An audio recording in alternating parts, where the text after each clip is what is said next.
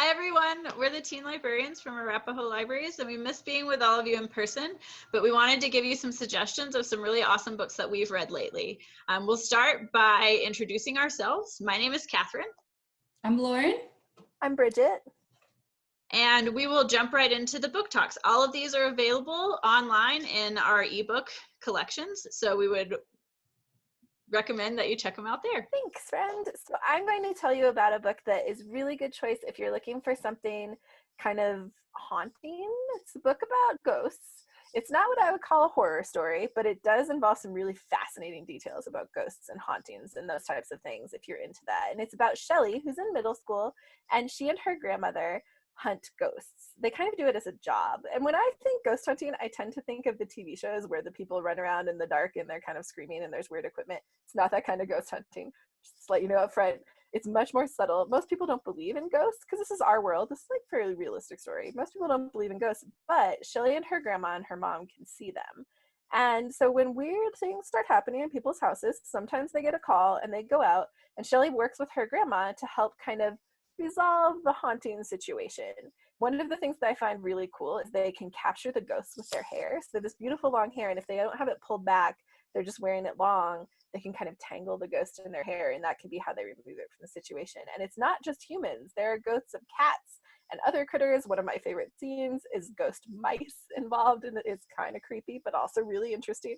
And so this is sort of Shelley's story, and it mixes this ghost, otherworldly stuff with regular things. She's a regular, she's still got to go to school. Her mom doesn't really approve of the ghost stuff. Her mom would like her to have human living friends, not just ghostly friends who hang out at the graveyard. And then there's a big thing, a big event that happens in Shelley's life that super is terrible, and she's got to deal with the fallout from that. So this is like that wonderful blend of kind of supernatural story with real life stuff. I loved it a lot. And if you are looking for a not scary ghost story, this would be a good choice for you. So now Catherine's going to tell you about one of her favorites. Thank you. I always prefer my ghost stories not scary. I like things, y'all know I like things not scary. So that's an excellent recommendation. My first recommendation would be to try out Wink by Rob Harrell. It's a new book and it's realistic fiction. It's actually based pretty largely on the events of the author's life. And when he was a 12-year-old, he got cancer in his eye. They found this giant tumor. It was really scary, as you might imagine, because that's also really close to your brain.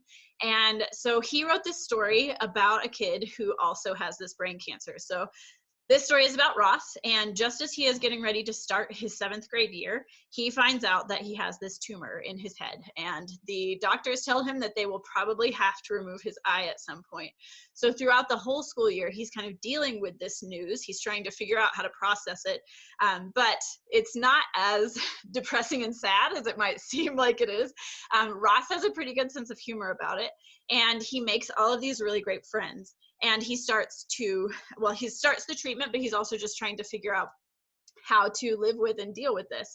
And one of the things that he takes up is that one of the radiation technicians that he has to go to see for his treatments is in a band, and he gives Ross a guitar. And so Ross really takes to it, and he really loves heavy metal. So he starts to learn how to play this guitar, and he decides that he's going to enter into the school talent show if he can convince some of his friends to be in the band with him. So this one is one that, yes, it's a much heavier topic, but it's actually really funny. If you enjoy realistic stories that will make you laugh out loud, I highly recommend Wink by Rob Harrell. And now it's Lauren's turn. Awesome, thank you. So I'm going to talk about Bloom by Kenneth Opel, and it's a really good science fiction story set in Canada. And at first you get to know 3 teens in the area, and they all have different things going on. Anaya is allergic to a lot of different things. It does stuff to her skin and her breathing and stuff, so she is trying to figure out something to kind of mitigate what is happening with her. It's come on pretty suddenly. And then Patra is allergic to water, so imagine not being able to take a shower. She can't even be out in the rain. She gets really bad rashes with water on her skin.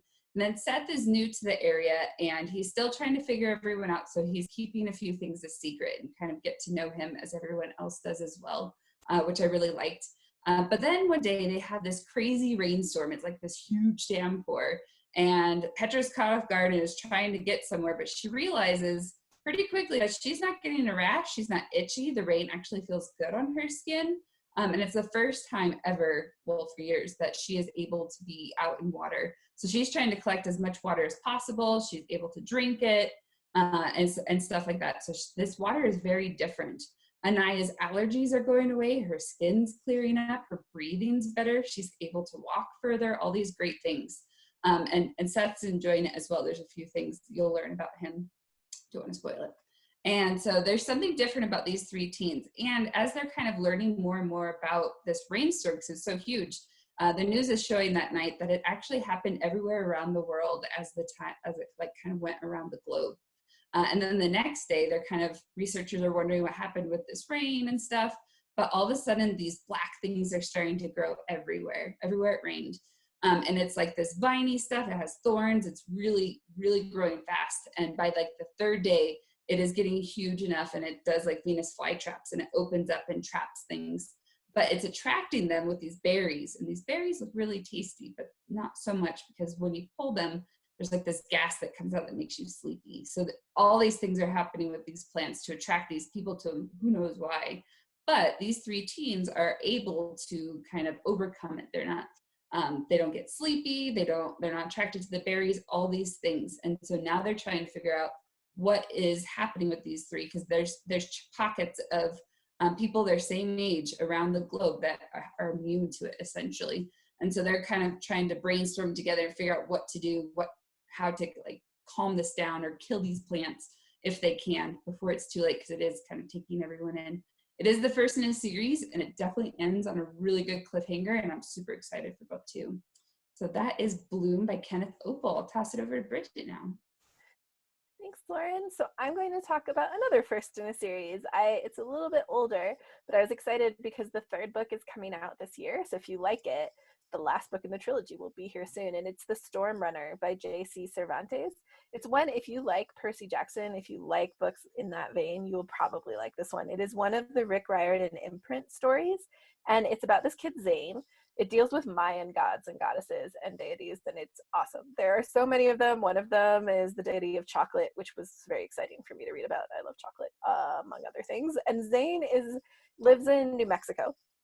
And in his yard, or kind of like near his home, there's this giant sort of non-functioning volcano, which is good news. Don't want to be near an active volcano. And he has explored it a lot with his dog Rosie, who's a delight. And the 2 of them kind of been all over. And one day there's this plane crash at the volcano that is very strange, mysterious plane crash, mysterious circumstances.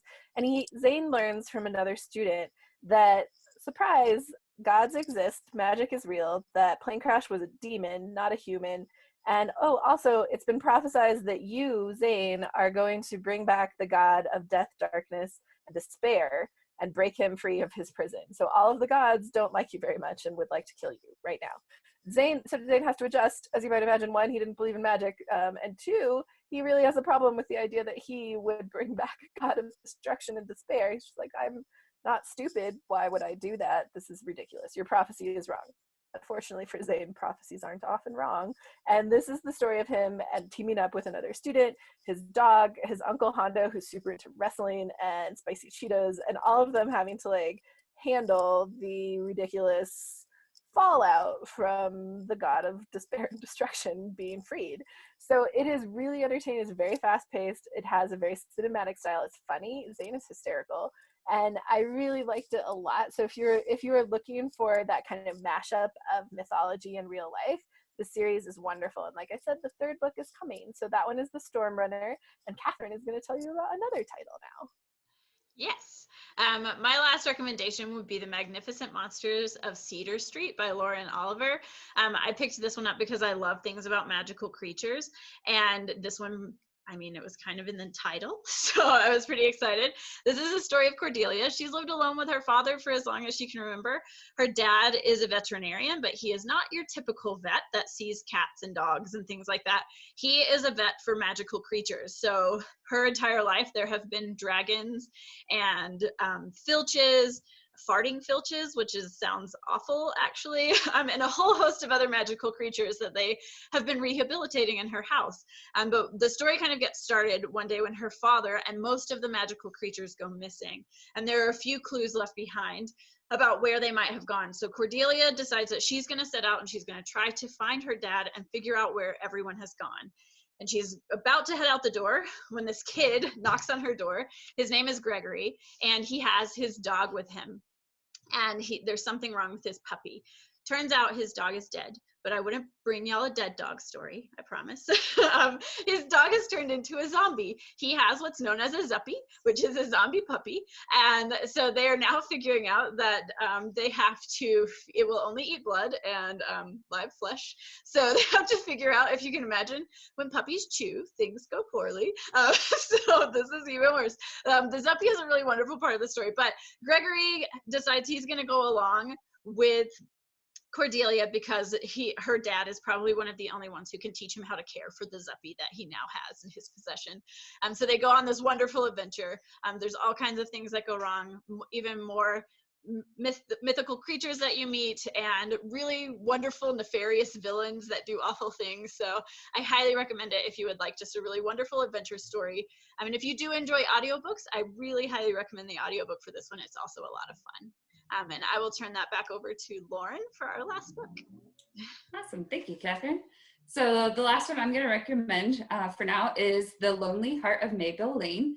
And it is a really good, realistic kind of adventure story. And it does have a lot of music involved. So if you do like audiobooks, they do sing parts of it as well. So it is a good option for you if you like audio. But Magdalene, that's her name, she loves collecting sounds. She records them, little snippets, so she can listen to them later. She does things that make her happy. So like the crackling fire in summer and the crickets chirping in her neighborhood in Louisiana, her mom playing her guitar, just all these little things. And it started when she was little. There was a voicemail clip of her father, and she doesn't know who her father is. She just has had this memory kind of kept in this voicemail where he laughs, and it's her favorite sound of all time. Unfortunately, when they update the phone, she loses the voicemail. And so she's been trying to capture these happy sounds ever since. And then one day the radio is on and she hears that laugh and she knows that laugh. And she realizes that her father's actually a DJ. She doesn't listen to the radio very often, not many channels come in, but this one does this one day. And so now she listens to it every day when her mom's not home, because it does make her mom quite emotional to hear his voice. But they are trying to figure out, she's trying to figure out if she wants to meet him or not, because it turns out there's a singing contest and he will be one of the judges. And she's decided she does want to submit for it because she's been told she has a pretty good voice, especially for her age without any training.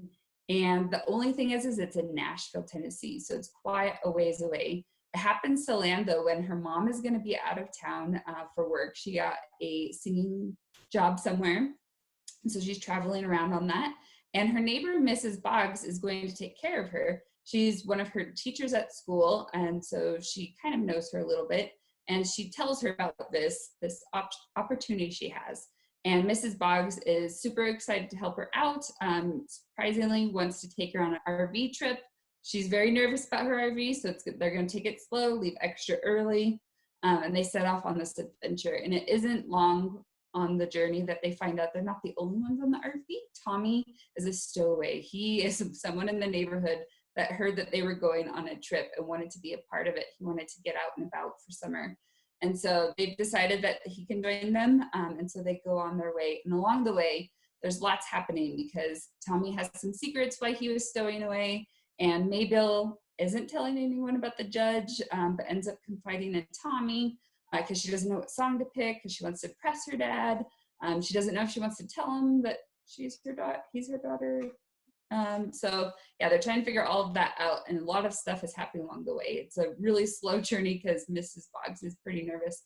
But if you want something that's full of adventure and things along the way, little things that are super fun and pretty funny, this one's really good. So that's The Lonely Heart of Magdalene. And that is our final book talk for you. We look forward to seeing you hopefully in the fall and hope you enjoy your summer. It was great being able to give you some book talks.